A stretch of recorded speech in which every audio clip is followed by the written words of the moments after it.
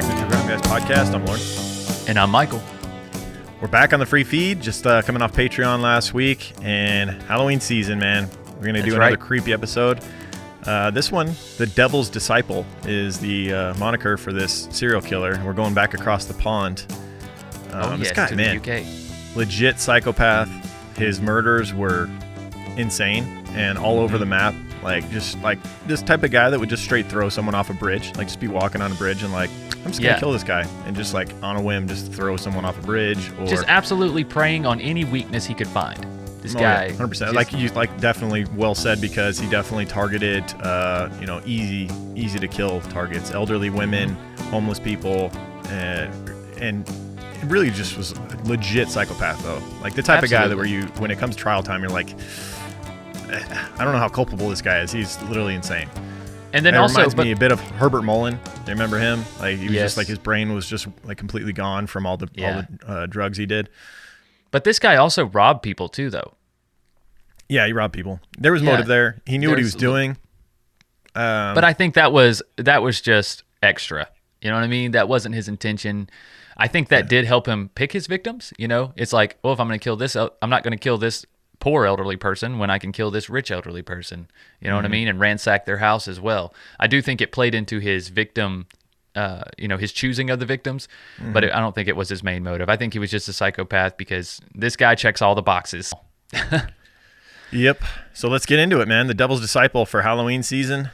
It's good timing. We got a person to shout out for the suggestion after the other side of the intro. All right, here we go. Albany. You ever been Albany? Albany, yes. I was at Albany in 1986, I think I was at Albany for a short period of time. No, I wasn't there too long, actually. I didn't particularly like the... Control lock. Yeah. Not anymore. They're back on the Keys. Only 6 at a time, slop out. Over the riots. Well, I got there just after the riots. I mean, do you feel at the time of the offence you were a psychopath or behaving psychopathically? From the point of view of somebody who is supposedly using that label to enjoy taking human life, there was never, ever any suggestion in my mind that I was ever a psychopath, if one was to use that criterion. I could have perhaps understood some people being rather uncertain as to whether or not I was. But I certainly have never considered myself psychopathic if one takes the criteria that one gets a special enjoyment out of killing. No such enjoyment have I ever had. I have never found any pleasure out of any such thing.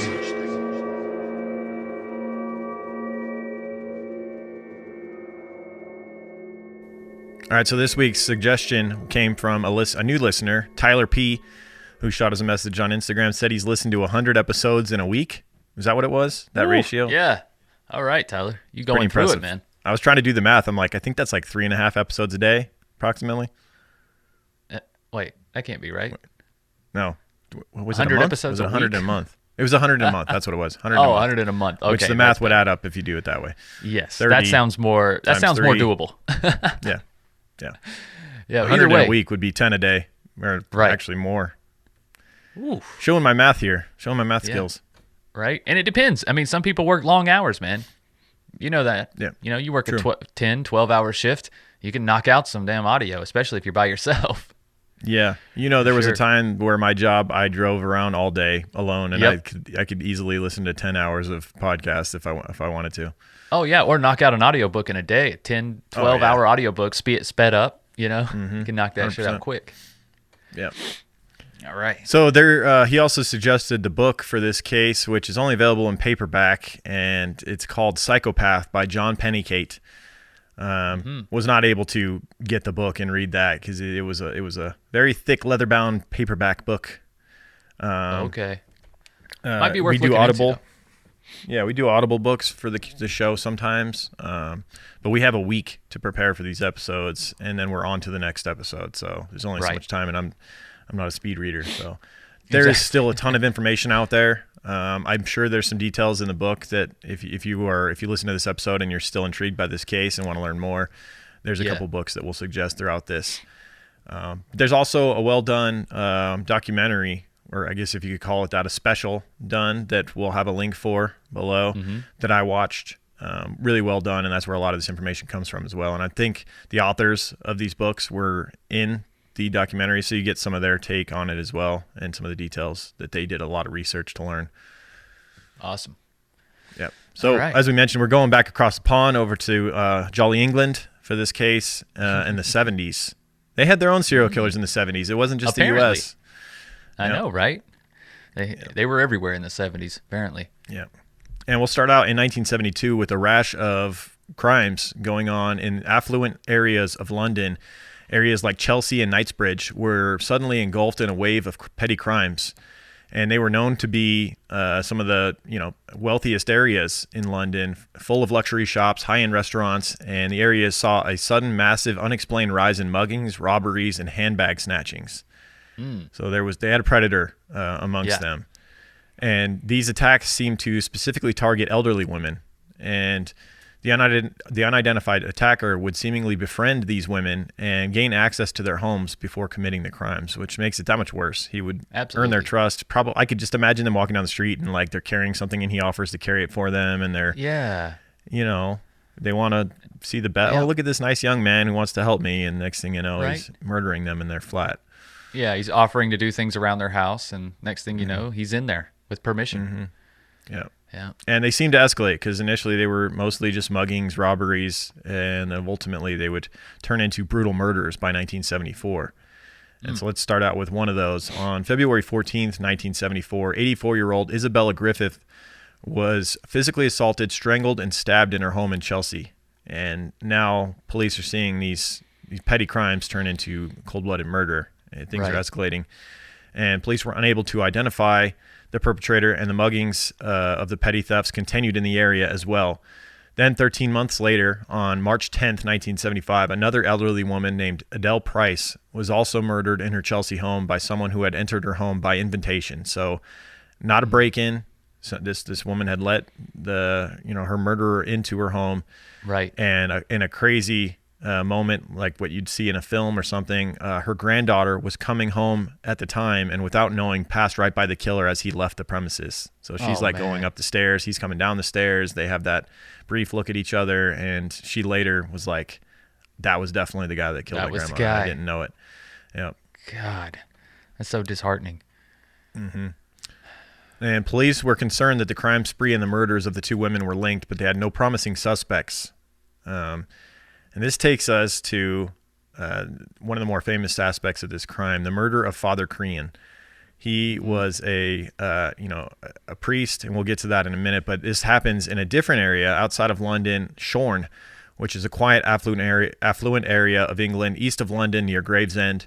And back in 1975, a priest named Father Anthony Crean resided there and was well known to the small village community. It's a beautiful place. Like after watching and learning about this place, it just seemed like one of those places I'd like to visit if I ever went over there. Yeah, that was kind of a trademark for a lot of these crimes. They were in very nice, affluent areas. He knew where to pick his victims for sure. Yeah, that's why I was saying earlier, robbery is a part of the motive. Yeah, 100%. And Shorne looks like it's a very rural kind of farming almost. Like it looked like there's a lot of people with horses and things like that. It just looks like a beautiful area. Lots of places to hide a body is what I'm hearing. Small population. Yeah, exactly. Yeah. So yeah, he resided there and oversaw the home called the Mort House, which about 12 nuns resided in. And he was known for his kind heart, willingness to help the needy, and his Jack Russell Terrier, aptly named Jack, that followed him everywhere he went. Right. So it just really paints a picture of this priest walking around this small village, right? His Jack Russell Terrier, Jack, following him around. And everyone knew him, and he, like we said, he was willing to help anyone, and in this instance, helped the wrong person and allowed a psychopath to come into his life, and he paid dearly for it. So on March 21st, 1975, Father Crean was found brutally murdered in his home in Shorne. Now, it was said the police got reports that he'd not returned home, but he was found in his home. So I'm wondering if he was supposed to be away, and then he was upstairs in the bathroom. So I think he was in the home when people were looking for him. And when the police arrived, they said that nuns were screaming because they had found him. He had been attacked with an axe in a frenzied attack, with the weapon being found at the scene. So the axe was left at the scene, And investigators found him in his bathtub upstairs with it full of water and blood, with his body floating and his head basically split open. God, that's brutal, man. Yeah. Do you think he's trying to make a point here, like as far as this escalation, killing a priest in particular? I think he definitely added to it. I think he liked the shock and awe factor of it. Yeah, I think so. I think he kind of got off on that. And then also, I guess this priest was maybe somewhat wealthy in this area, or at least he thought so. Yeah. And as we mentioned, we would later find out that the priest had allowed this killer into his life. Right. He probably also got off on taking out such a prominent, important figure in this neighborhood, in this area. Gave him power, I'm sure. I mean, we're talking about a person who, as a child, tortured animals. He definitely enjoyed the power of having control over another living soul, you know?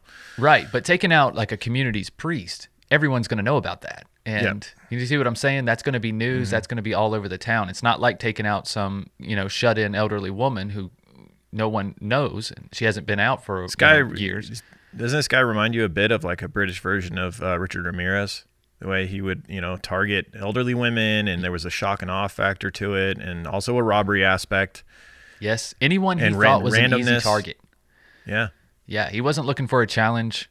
I don't think he was really even looking for much sexual gratitude, unless he just got that from the killings, which we find they typically do. It didn't seem like there was a sexual element, although there was there's some quotes that he had later about like how he would sit with the bodies typically for at least an hour after they were dead, and just he had a sense of calm and peace come over him when after he had done what he had done. And like with Father Crean, apparently this killer had sat there and stared at him in the bathtub for an hour. Yeah, and it brought like a peace over him. Horrifying. That is terrifying. Yeah. So an investigating police officer desperate to find those responsible remembered an incident that had occurred some months earlier involving a man in his early 20s named Patrick Mackay.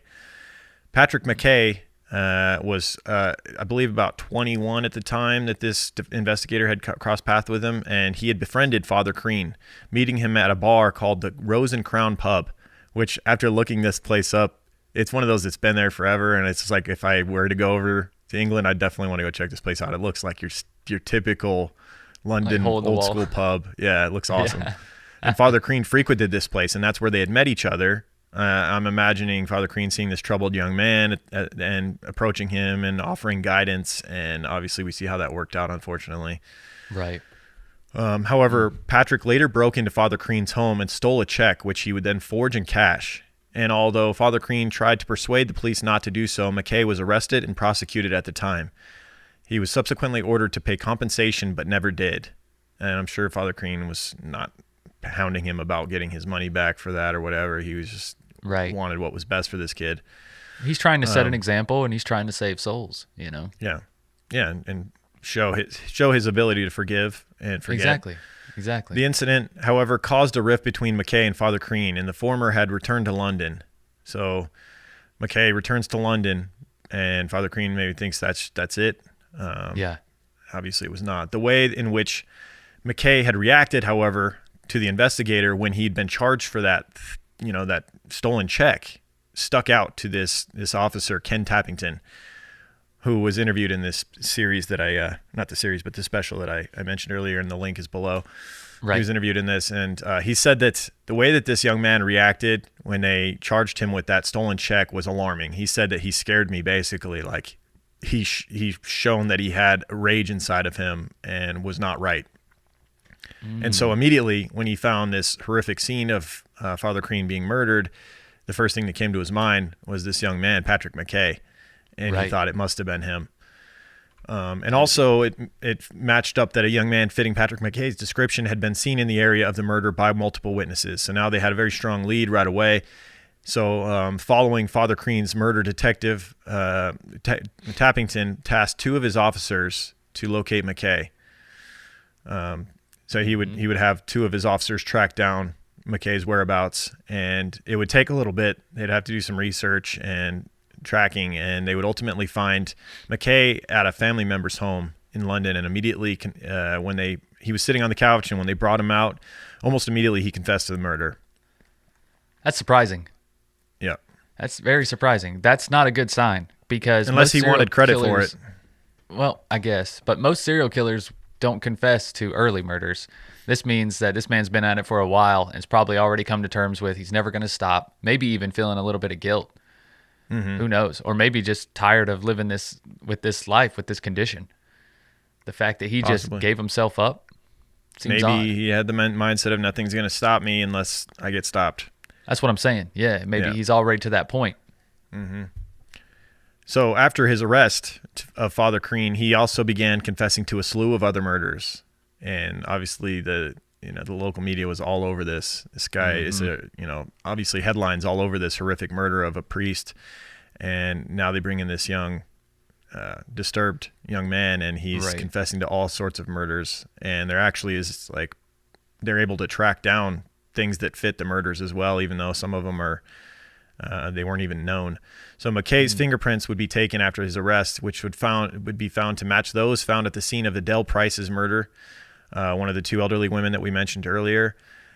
Jewelry and silver fountain pens were found in Mackay's home, which had come from robberies he had committed in the Chelsea and Belgravia areas. So now they know that he had been the burglar of that spring of burglaries in those affluent areas. And they must feel good getting him off the streets when they know that he's been causing havoc all over areas of London. Especially in these upper class areas. I'm sure there was a lot of pressure. There was a lot of pressure. There's a lot of influence in those communities typically. Yeah, the police were feeling it. So, yeah, they probably felt like heroes at this point. Yeah. And Mackay would even take detectives to an area of Clapham where he said he had thrown a knife he used in his murders. And the police began to investigate Mackay, and he was found to have committed many other unsolved murders and crimes in the London area. And we'll get into more of those. But first, let's get into his background. Patrick Mackay was born September 25th, 1952, and shares a birthday with Will Smith, T.I., and Mark Hamill. Wow, what a crew. Any thoughts on any of them? Things have been pretty quiet for Will Smith since the slap heard around the world. The slap. Yeah, the slap really it really put a dent in his legacy, huh? Man, I didn't think it was going to be this detrimental, but yeah, he's kind of went into hiding since that shit. It was not a good look. No, it was not. But, I mean, all that he's accomplished, and then this slap just like... wiped everything out.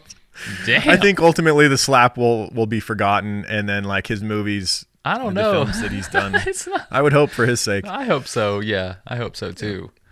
But Mark Hamill, a legend. T.I., a legend in the hip-hop community. Yeah. Good dudes. Good dudes both. Overall. Yeah. And he was born in Middlesex, England, but grew up in Dartford. And his parents were Harold Mackay, a Scottish accountant, and Marion Mackay, a woman of Creole descent from Guyana, which... That Guyana? The first thing that comes to mind, of course, is Jonestown, one of my favorite episodes we ever did, one of my favorite cases to study, Jim Jones. Oh, so creepy. That one, we did get like a 16-hour audiobook or something on. The Road to Jonestown, one of the best books I've ever read. Yes. Highly recommended. If you haven't heard our episode on Jonestown, check that out. Yes, please. But it's interesting that his mother came from that background, and then you learn that he later became obsessed with Nazism and thought he was this Aryan god or something, and meanwhile he's a quarter black. Oh, guess they didn't have DNA tests back then. Yeah, no 23andMe. No, that would have really burst his bubble, huh?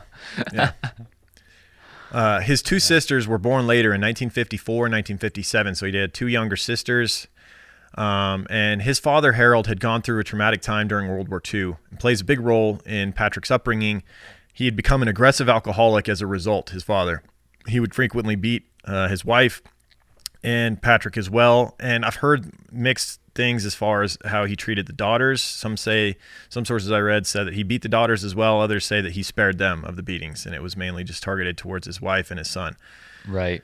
And he also allegedly gave too many details about what he had experienced while at war to his young son, giving him these graphic horror stories of World War II.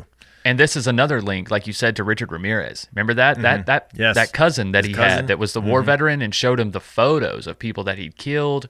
Like that played a huge role on Richard Ramirez, and at a vital age. And he was 10 when he was seeing these photos. So yeah, dude, that's a very formative age. This can't say this didn't play a role. And then also the abusive father too. Yep. Who knows? Maybe his father had some of the same tendencies that he had. He just didn't act on them as much, as Patrick did. No, maybe that anger, that hostility was passed down. Yeah. Yeah, he would take out his frustrations on young Patrick and his mother, physically abusing them both. And in 1962, when Patrick was 10 years old, his father would be on his way to work on the train and die from a heart attack. And the alcoholism may have played a role in it. He was frequently drunk, and I'm sure it took its toll on his body. But he had allegedly told young Patrick before he left for work that day to remember to be good, is what he said. Those were his last words to Patrick, which stuck out. And Patrick did not respond well. Well, he did not respond well to his father's death.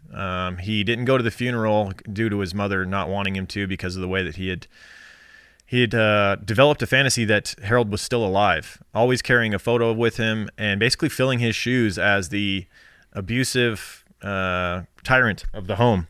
Man, isn't that weird? It said that at 10 years old, he became like the new father of the home, and he took over his spot in that, every dad has their own chair, took over that chair and began immediately abusing his mother and his two sisters. That's absurd. That's a weird response to an abusive father. Typically, the son has harbored hatred, I feel like, towards their abusing father. Or maybe sadness. It seemed as though he looked up to him. Yeah. That's creepy. Have you seen the show The Patient at all with Steve Carell? No. You should check that out. It's on Hulu. Steve Carell, it's a serious thing, but Steve Carell is a therapist, and he has a patient who is a serial killer. And like this kid is like trying to stop. He's not a kid. He's probably like in his late 20s, early 30s, but he's trying to stop killing. And so he elicits the help of Steve Carell, but then shit kind of gets a little crazy. He becomes kind of obsessive over the therapist and whatnot. It's a really tense show. It sounds a little bit like this. Is this your transition from The Sopranos? Because you were jonesing and because that sounds so similar to The Sopranos. It doesn't even touch Sopranos, bro. Don't even get me started. I'm like, Michael finally recently finished it. Yeah, now I'm in a dark cloud of no more Sopranos. So I felt the same way, dude. Like when it was over, I was like, damn, what am I going to do every evening? Like this is my nightly routine is watching this show. I know, like that is some good television. If you're still holding out on Sopranos, highly recommend it, peeps. Yeah, man. You're one of the lucky ones that can binge the whole thing all the way through. Exactly. Man, it's so good. But The Patient is really good too, and it's still on TV. So I don't know how long it's going to go. I think there's maybe 9 episodes available on Hulu, and it's a quick binge because they're only like 20-something minutes a piece. So, but they're tense the whole time. You talk about like slow, tense burns, and then there's crazy shit that happens. Does it follow around the patient that goes and kills people?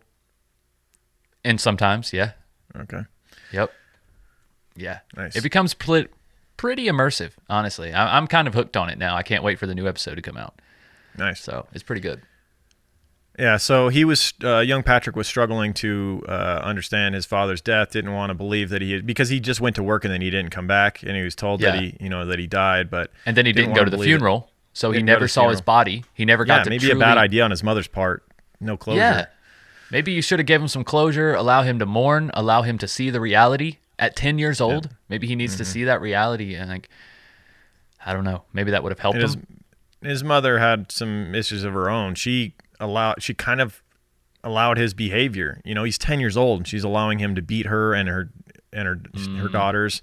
And every time he would be sent off to an institution, which happens a lot coming up, she would basically want him back and start pleading with these institutions to send him home. And then he would go right back to beating them again.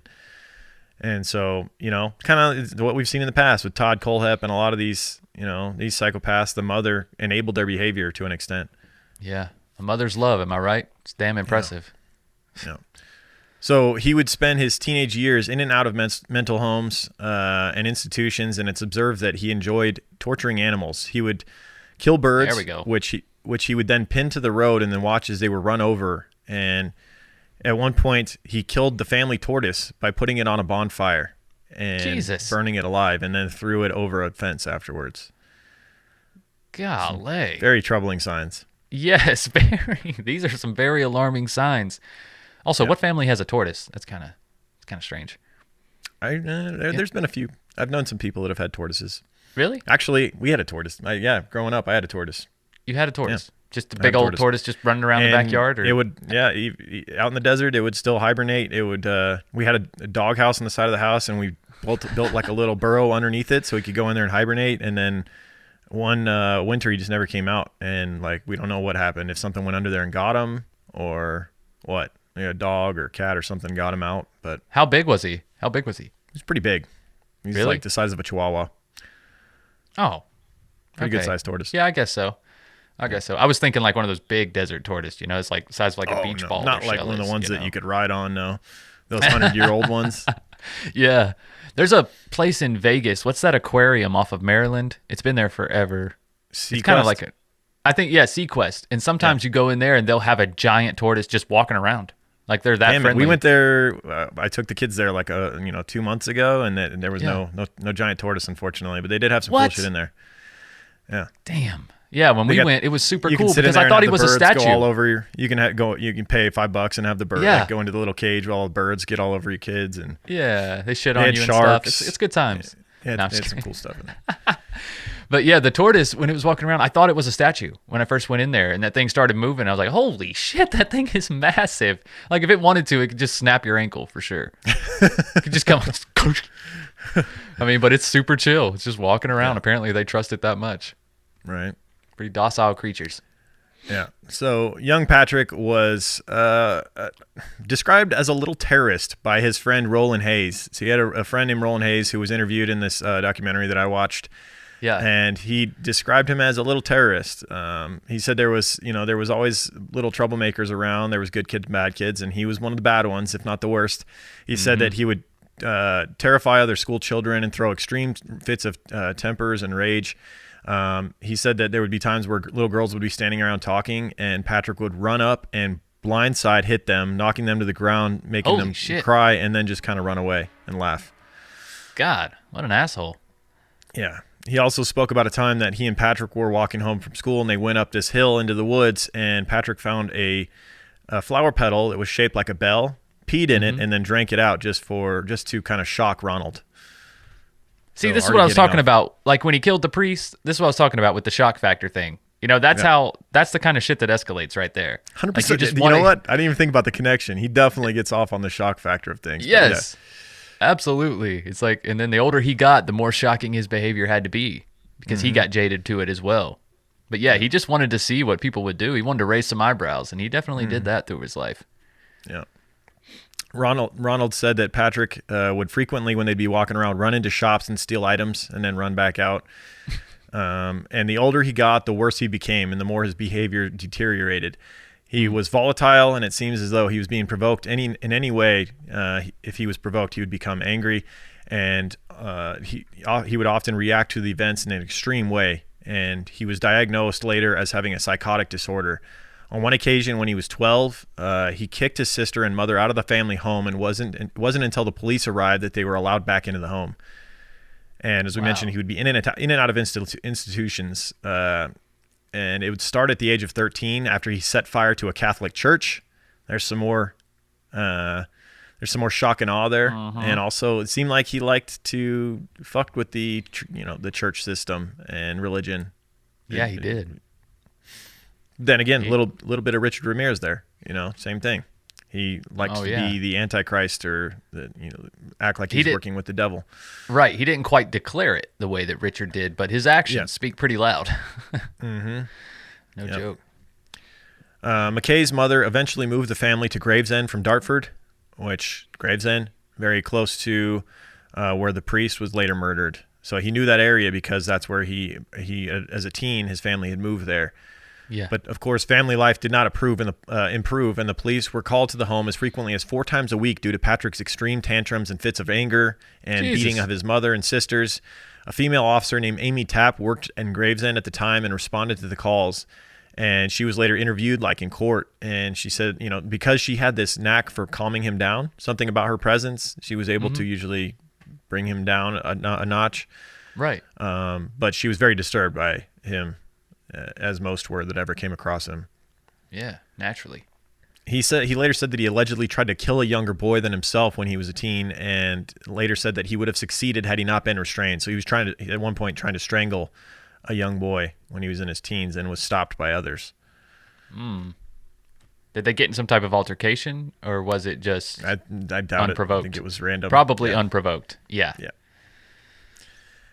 At 15, Mackay was diagnosed as a psychopath by psychiatrist Dr. Leonard Carr, who predicted he would grow up to become a, quote, cold psychopathic killer. Some foreshadowing there. Yeah, apparently. Yeah. He got Unfortunately, these quotes were said many times by doctors early on, and the justice system just kept putting him back out there, even though he was committing crimes left and right. Yeah. He would be removed from his family home on 18 occasions between the age of 12 and 22 and put into various specialist schools, institutions, and prisons. However, whenever he was away, his mother would always petition to get him back home, where he would carry on beating her and his sisters again and terrorizing the community. God, I wonder what his sisters thought about this, It's like, Mom, no, leave him there. Please. He needs help, and we don't want to get beat. Man, I just don't see how you do that to your daughters as a mother. It would be interesting to hear quotes from them, for sure.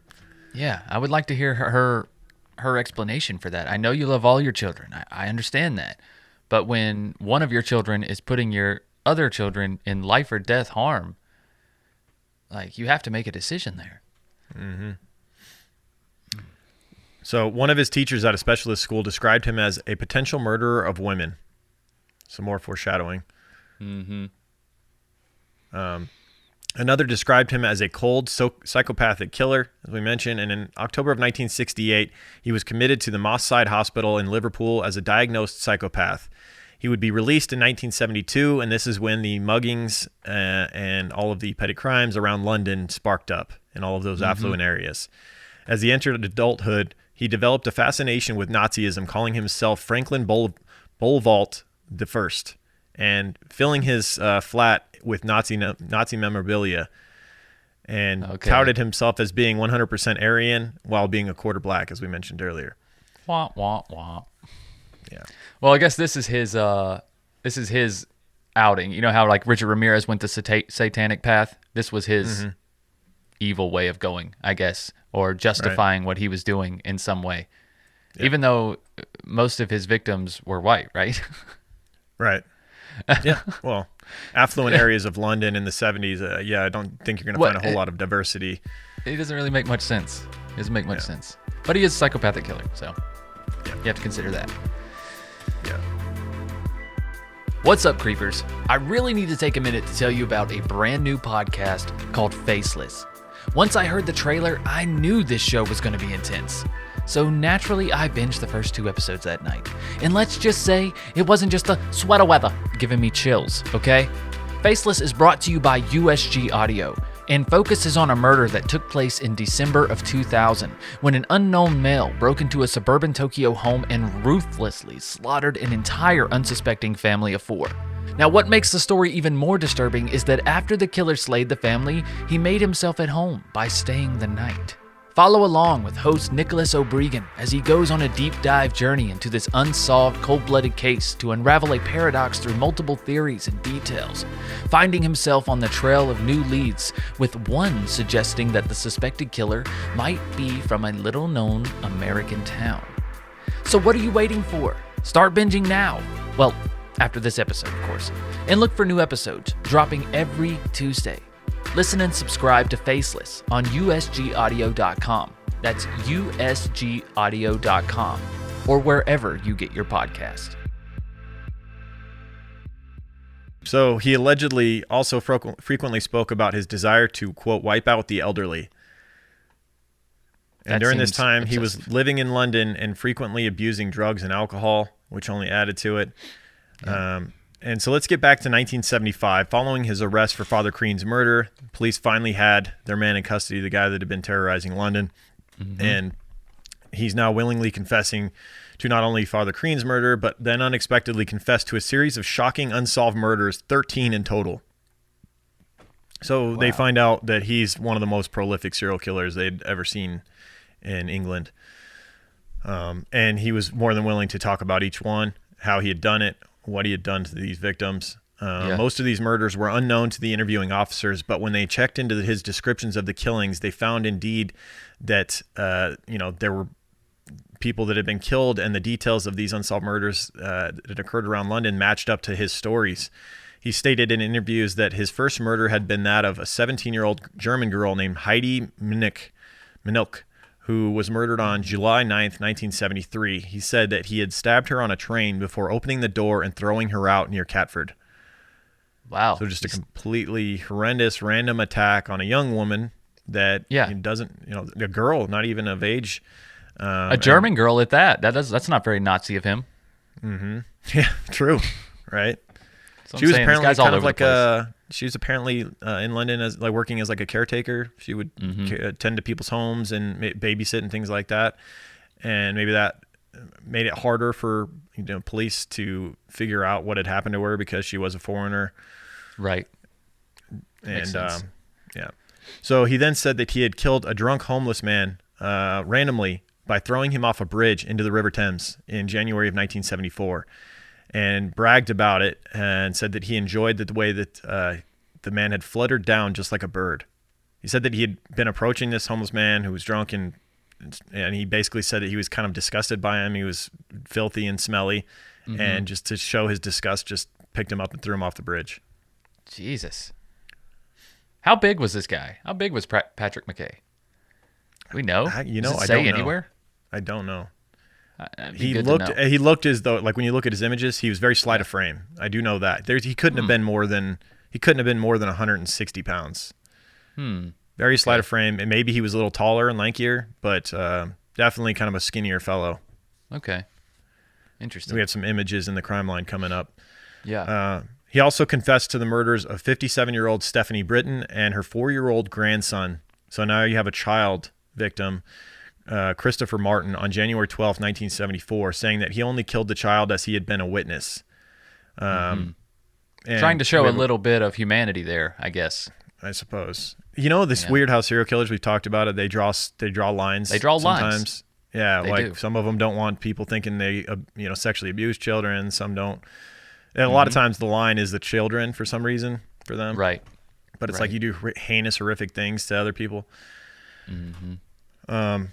Quote, the case was initially judged to be a domestic killing, but it closely resembled Mackay's modus operandi, and a young man matching his description was seen close to the house before and after the act. Author John Lucas says of the double killing, the killing of 57-year-old Stephanie Britton and her 4-year-old grandson.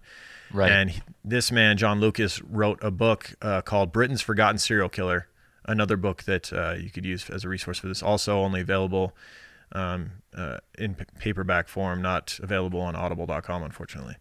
Okay. He confessed also to the murder of Frank Goodman on June 13th, 1974, who had been bludgeoned to death in his tobacco shop shortly after it closed, which was subsequently robbed. So it sounds like he hung out in this shop. After closing, he attacked the man to steal a pack of cigarettes, is what it sounds like it was over. But also, he clearly just wanted to kill someone at that point. Oh, yeah. Yeah, he was getting the urge. He could have just beat the man up a little bit and took what he wanted. He was an older guy. He didn't need to kill him. Right. Yeah. He then went on to confess to the murder of 92-year-old Sarah Rodmell. He had killed her in her flat in Hackney 2 days before Christmas in 1974, saying that he had nailed the back door shut and put her stockings in her mouth. And a quote about that one was, killing her was as easy as washing my socks. Well, she's 92 years old, you piece of shit. Sure, yeah. God almighty. Sound like a real tough guy killing a 92-year-old woman, right? Seriously. He also, he's killing 4-year-olds, 92-year-old women. What a badass. What I'm saying. Yeah, he's very Richard Ramirez in that way for sure. Mm-hmm. He also confessed to the murder of 48-year-old cafe owner Ivy Davies in Southend in February of 1975, saying he killed her by beating her with a tent stake, which matched up because police had found that this woman had been beaten to death with some sort of metal bar.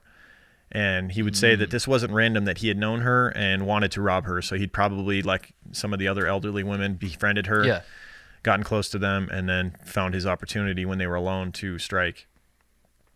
Most likely. He was also often heard bragging about Davies' murder while in Brixton Prison. So a lot of evidence to that one. Right. Unfortunately, he would only be convicted later of 3 of these killings because there was insufficient evidence, and he would later redact his confessions. Of course. We'll get to that. So yeah, the three The 3 other murders that he confessed to were the 1973 murder of Mary Hines in Kentish Town and the murders of Isabella Griffith and Adele Price in 1974 and 1975, which we started this case out with, their 2 murders. He said that he felt peculiar in the days leading up to and the days following a murder. Peculiar. I bet. Yeah. And a week or so before the murder of Father Crean, Patrick took a set of horrifying images of himself, which gave you a glimpse into the mind of a psychopath. So he went into one of those photo booths alone and took pictures of himself. And they are, when you know... They're quite disturbing. They are disturbing because you know, like, this is not someone putting on an act. Like, this is really like a psychopath. Yeah, he's a real psychopath. The many faces of a psychopath. It's crazy how they can change... It's kind of Ted Bundy-esque, you know? How, like, they can make a face and they look different than they just did. Absolutely. Just 4 images. Right? One, he's, like, eating, like, a chicken leg or something. And another one, he's got this just insane animalish, the bottom right one. Like, he's got, like, a animalistic just... You guys can also check this out on our YouTube page as well. We'll put these photos up, you know, as well as all the pictures of things we talk about on YouTube. Yeah. Or just type in Patrick Mackay photo booth into Google Images and you'll find the pictures we're talking about. Absolutely. He said that after killing Father Crean, he filled the bathtub and watched him float there for about an hour, and a sense of calm came over him. About Isabella Griffith's murder in a later memoir. So he had a memoir, too, from behind bars, which he went into the length about his murders and everything else. But about Isabella Griffith, he said, quote, "She was not a bad soul, and why I killed her I feel I may never know. I suppose that even though I'd killed her, I wanted in death to make her as comfortable as she lay on her kitchen floor. I closed her eyes as they were staring lifeless up, covered her as if in a sleeping bag, and left her there. These murders were so solemn when I think of them, yet so quick, so fast to take place." Maybe a glimpse of remorse you can sense coming through? I guess. It's odd because he goes quickly from, but that's like, I guess, a kind of a psychopath. They're 1 second they're fine, the next second they just freak the fuck out. Right. But like he'll go from bragging and saying how easy it was to kill this old woman to, you know, almost like he feels bad. Yeah, that is strange. When police questioned him on his choice of weaponry, he replied, "I always carry 2 knives for protection. You know, there are a lot of people around these days, violent in that." Indeed. Ain't that the pot calling the kettle black? Seriously. Investigators concluded that Mackay had been the perpetrator of the muggings and theft spree in Chelsea and Kensington back in 1972, crimes which were previously unsolved. So they put a stamp on that, and he later redacted his confessions to all but 4 of the 13 murders that he had claimed to have done, and those would be the murders of Griffith, Price, Crean, and the homeless man that he had thrown from the bridge in January of 1974. And this would mean that there was insufficient evidence to charge him for more than 5 murders. We're talking about the 70s. Right. His confession was all they had because they didn't have other witnesses in most of these. You know, that had to be frustrating for the police officers and the people working that case because his confessions matched up so well to the evidence that they did have. Yeah. But they it's just one of those couldn't things where tie it's like it to him. These murders are unofficially closed. You know, like we know he did it, but we can't charge him with it, basically. Exactly. But he's going to prison for the rest of his life regardless. So they were like, eh. Well, maybe. Yeah, maybe. He might be getting out pretty soon, actually, which is that's terrifying. Perfect timing for this case. Right. Police were unable to identify the homeless victim Mackay said he killed in January of 1974. He threw him into the River Thames. Who knows where the homeless man's body ended up, and also who knows if he actually even died. If he didn't brutally assault him before throwing him off, the man may have just known how to swim quite well and just swam to the edge of the river or got caught on something and walked away. Who knows? Yeah, maybe. It's not a guarantee that he died. Right, that's true. Let's think positive here. Yeah. Let's get to the trial. A man named Robin Clark, who was also interviewed in the documentary, quite a face that guy's got. I mean, I don't want to be mean because maybe something happened to him, but like, yeah, you just got to watch it. Robin Clark. Okay. His lower half of his face and the way he talks is odd. Man, maybe he had a stroke or something. It's almost like maybe he had jaw cancer or something like that. Oh, okay. All right. But he once again would stand in defense of Patrick Mackay, and because he was the same defense lawyer that had defended him back with the check fraud thing. Yeah. He stuck by him, and he truly believed that Patrick Mackay was disturbed and that he could only control his behaviors to a limited aspect, and that he wasn't even culpable for a lot of these murders because he was so disturbed. Right.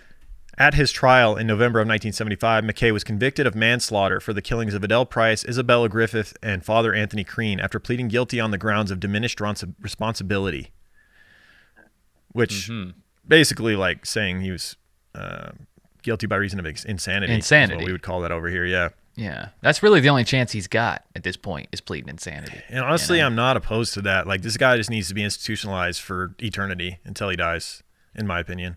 Yeah, yeah. But they don't classify a place that it can the really same. handle him, because I don't know if he belongs in prison, because he's going to hurt one of the staff, or, that's just the way I view it. It's like, this guy's, any chance he gets, he's a psychopath. He's going to plot and plan, and he should probably just be, in padded rooms, drugged up, probably where he should be.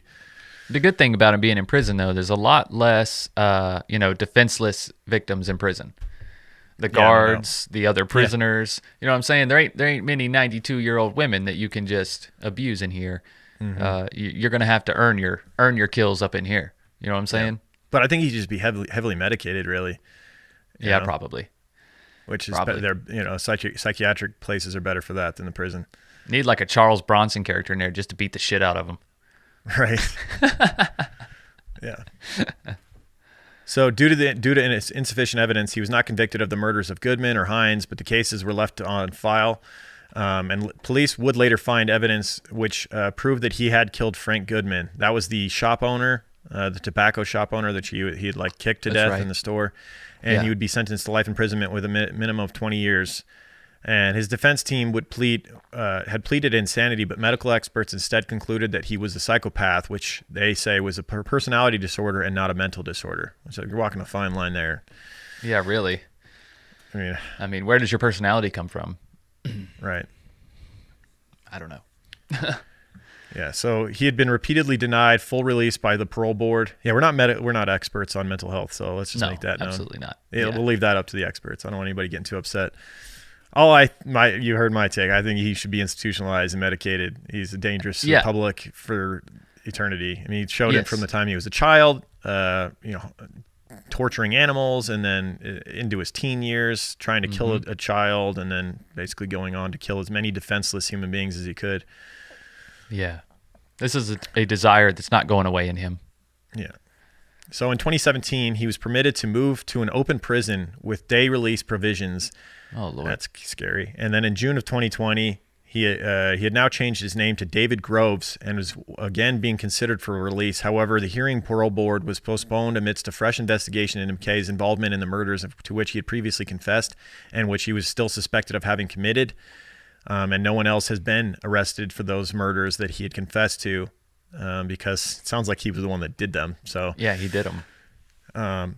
Nonetheless, in May of 2021, the parole board announced he would not be eligible for release, but could remain in prison conditions. And in July of 2022, it was revealed that Mackay could be released on parole within weeks, with a parole hearing scheduled for November 30th, 2022. Oh my God. So next month. That is terrifying. Yeah.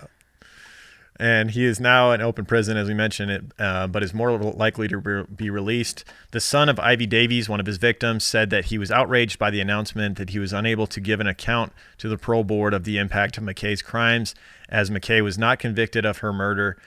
Commenting, he stated, quote, "Everyone knows he did more. He hasn't shown any remorse, but there's not a lot I can do about it."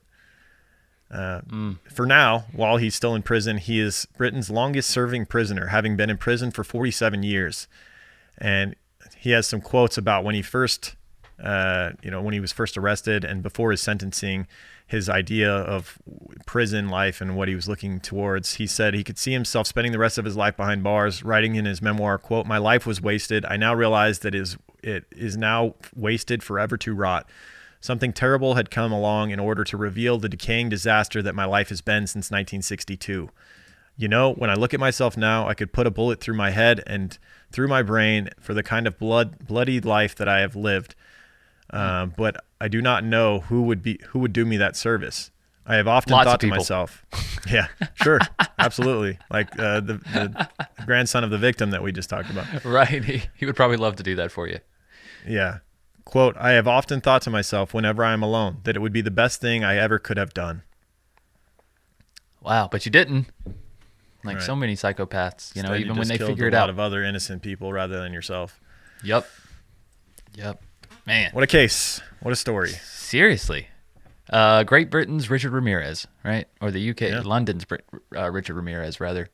Or Herbert Mullen. He had some similarities to him, too. I believe Herbert Mullen also storm into a church and kill a priest brutally. I think so. I think that was his coup de grace at the end. Yeah. He kind of felt like the priest was onto him or something. I don't know. I think he thought Herbert was gone from like far too much LSD and stuff, and like he was hearing voices and hearing the Die song. Remember that? Mm-hmm. Yeah, man, he's something else, bro. Yeah. You know what else is something else? What's that? All natural deodorant, like Oh My Gaia in your armpits. Nothing better than that. So much better. Oh My Gaia is an innovative, all-natural deodorant, fragrance, and beard oil company specializing in paraben and aluminum-free products. And their innovative line of deodorants inhibit the growth of odor-causing bacteria while still maintaining effectiveness. And at Oh My Gaia, they use only all-natural, paraben, and aluminum-free organic ingredients. And guys, there's tons of scents to choose from at ohmygaia.com. You can check out vanilla, cherry almond, sandalwood, lavender, lemongrass, Egyptian musk, coconut, dreamsicle, leather, lumberjack, honeysuckle, fireside, barbershop, sailor, sweet pea, pear, and also we have our own scent for true crime guys. You can check out True Crime Pine. It has me and Lauren's head mug shots on there from our very, very early True Crime Guys logo. And it's a great unisex scent. It's a great place to start. There's also beard oils and scented oils in all of these scents. And because you're True Crime Guys listeners, you can use the code CREEPER for 15% off your order. That's CREEPER. And you can get 15% off your order at shop_ohmygaia on Instagram or ohmygaia.com, which is OHMYGAIA.com. Again, that's code word CREEPER, guys. You will not regret it. Do it. Check it out. It's beard oil season as well. Men out there who are doing No Shave November, get yourself some Oh My Gaia beard oil. There you go. I'm amazed by how soft it makes your beard when you really oil that thing up and comb it. Yeah. Makes a big smells difference. Good too. Yeah. It smells good too. It's nice to have that beard oil and that mustache. Just go around smelling good stuff all day. Absolutely. Let's also talk about our other weekly sponsor, an all-natural product and provider, Tonic CBD. Tonic's farm-to-bottle CBD plus botanical blends are uniquely formulated to provide targeted support where you need it most. Each and every high-quality ingredient is thoughtfully selected for its ability to support and enhance the benefits of CBD, resulting in a more effective, well-rounded, and consistent wellness solution for your mind and body. They have a bunch of different blends depending on your needs. Chill Tonic's my favorite. That's basically all I order at this point. The droppers for nighttime, about an hour before bed, help you just relax and sink into bed. Wipes away anxiety. It has ashwagandha, lemon balm, and passion flower to deliver a super calming effect. And they also use black seed oil, which is a powerful antioxidant, and it's great for your immune system. But that just scratches the surface of what their superfood can do. So it's really cool to see that they, unlike a lot of other companies, are combining superfoods with CBD. And you can also verify the quality of their products by tapping your phone on the microchip on the top of the packaging to provide you with lab reports, product information, details about their farm, and helpful blog posts to provide you with more education on CBD. So with values rooted in quality, integrity, and sustainability, Tonic is committed to creating a plant-based wellness product that is good for you, good for the planet. Visit tonicvibes.com to learn more and use code word CREEPER for 20% off your order. That's tonicvibes.com, code word CREEPER for 20% off. Right on. Two great companies, guys. We love to support these companies. 100%. We're happy to have them as partners. And we basically work for product. We're not even we both use their products every day. So we're not endorsing something that we don't believe in. If you guys are looking for a quality CBD company or a quality natural deodorant, please check out Oh My Gaia and Tonic. They'll do you right for sure. All right. We haven't done this in a while. I'm gonna quickly run through some reviews for people that have taken the time to do this. We appreciate it. Yes, you guys deserve a shout out. Although this one's gonna be a tough shout out here. It's just a bunch of letters, to be honest with you. Yeah, just like someone fell on their keyboard and fell asleep on it or something, or had a seizure. That happens. In the U.S. says this show has too much content and I want more banter and songs. Okay. What? Then we never heard that before. We got Nina95 says too many tangents. I've been listening to this podcast for a few weeks. I do enjoy them, but I think the guys go off on too many. See, this is perfect. You got one that says more tangents and one that says not enough. You can't win, bro. You can't win. Yeah. Started listening to the older episodes though, so hopefully they get back they get better with this. Otherwise, great podcast. They have great balance of lightheartedness without being obnoxious or disrespectful. So thank you, Nina95. We'll take that constructive criticism, but it's tough because other people say we don't do enough tangents. Yeah, it's tough. It really is. Yeah, to an extent, I don't know what to tell you. We're gonna be us. I do think we go on less tangents than we used to. So she said she's listening to the older episodes. Yeah, it's possible that you'll notice a difference. I think we used to go on a lot more for sure. I agree. Let's also say thank you to Matt Pratt, who says, I've listened to a few podcasts, but this one has made its way into my daily listens. I was recommended this one because of my information and banter from my girlfriend's mom. Quoting my form of humor matches Michael's. She was right. Love this show. Looking forward to setting up my Patreon account once I finish all the episodes. Only 3 left to go. Keep creeping. And oh my guy is the bomb. Right on. Yeah. Right on. Great review. Thank you. Another shout out from Just Fran 78. Awesome podcast. Keep up the great work. 5 stars. Thank you. Tarasi says, this is such a great podcast. I started with Sandu, but ran out of episodes, so I came over here and I am not disappointed. Definitely in my top 3 podcasts. Keep it up, you delightful weirdos. Nice. Sandu is Strange and Unexplained, guys. It's another show that we have on free platforms wherever you listen. Strange and Unexplained by True Crime Guys. You can check that out as well. Mm-hmm. One more. Jenny Liz says, love it. 5 stars. I listen to you guys every night for my night shift at work. I usually avoided murder podcasts because the stories would freak me out. I get stuck on scary thoughts like Lauren, but you guys deliver scary stories comically where I want to hear them. My last name is Hicks, and I died laughing at the last pirate podcast when Lauren explained Hicks's appearance with your accents. Please don't ever stop the accents. They are hilarious. I love my Oh My Gaia, by the way, and I'll soon be a part of Patreon. Yeah, baby, let's go. Nothing beats a good old podcast like music, amazing accents, and the comical close friendship and crime stories. Keep it up, guys. Your friend, Jenny Gump. Oh, it's Jenny Gump. Oh, Jenny. I didn't know that. Jenny. Right on. Thanks, Jenny. I don't know. There's more, man. Thank you, everybody. I'll just, without reading the shout-outs, I'll just say thank you to Heidi, True Crime 71, Twinksies, Odd Vegan, Rock Femme KC. I think that's where we left off last time was Rock Femme KC. So we're all caught up. Okay. Thank you, guys. And if you're not caught up on all of our content, go over to patreon.com/True Crime Guys. $2 a month gets you access to our once-a-month Patreon exclusive, like last week's episode. Right. And if you want to go to the $5 tier, you get everything that we make, all of the Sandu stories. I mean, you name it. If we made it, it's on there for $5 a month. Right. And you can pay up front for $54 and save 10% if you don't like the monthly charge of $5 coming off your card. Yes. But yeah. Also on the $2 tier, you can listen to all of our early episodes. Episodes 1 through 50 have been put into the vault. You get the code to the vault, man. Yeah. So you get access to the vault at the $2 tier as well, plus all the Patreon exclusives. That's right. So, all right, that about does it. I think we'll see you guys next week, but by then Halloween will have happened. So everybody have a great Halloween. Mm-hmm. Stay safe out there. Get lots of candy, I guess. I don't know what else to tell you. Keep creeping, I guess. Keep creeping. Yes, keep creeping on Halloween for sure. That's right. All right, we'll see you guys. True Crime Guys, in the desert we like a mirage. It's okay if you clicked on us cause you thought we was True Crime Garage. Now we ain't mad at you. Sit down, let us talk at you. I'm talking to the creeper army. We out here making murder, get murder, get murder, get murder. True Crime Guys, in the desert we like a mirage. It's okay if you clicked on us cause you thought we was True Crime Garage. Now we ain't mad at you. Sit down, let us talk at you. I'm talking to the creeper army. We out here making murder charming.